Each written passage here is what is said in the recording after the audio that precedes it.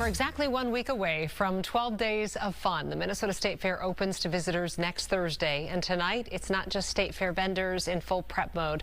State Fair police are also making sure the Great Minnesota Get-Together is safe and secure. Fox 9's Karen Scullin spoke with the fair's chief of police about some of the key changes. In terms of safety and security, one of the biggest changes you'll notice is the number of officers not only patrolling the outside of the fair, but also inside. Even on the approach to the Minnesota State Fair, you should notice some pretty big changes. We have enhanced our perimeter security with fencing upgrades.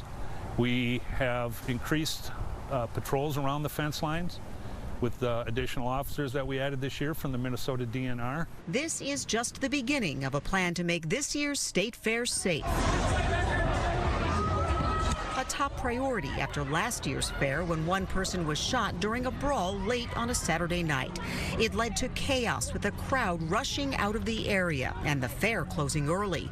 The chief says they'll be watching for large groups of people causing trouble, which is what many believe led to last year's issues. BCA, FBI, Homeland Security. We have a whole bunch more resources here to help us combat the problems that arise out here.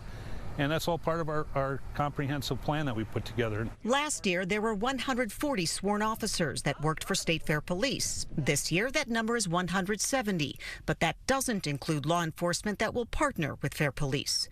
But in addition to more cops, there's also enhanced fence line and additional perimeter security, but also more cameras, more metal detectors at the gates, bag checks if necessary, additional vehicle barricades, emergency communication systems, and on-site medical. I think that's the key message, right?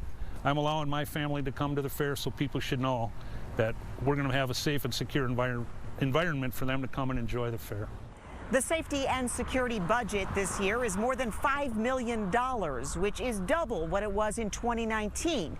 And that, of course, is pre-COVID. At the fairgrounds, Karen Scullin, Fox 9. Well, we have a lot to cover when it comes to the fair, the entertainment, the rides, and the food. Plus, what are the best deals and some of the must-do activities? Learn more by visiting fox9.com. And while you're visiting the fair, come see us. We're located off of Nelson Street, right next to the giant yellow slide. Also, the Vikings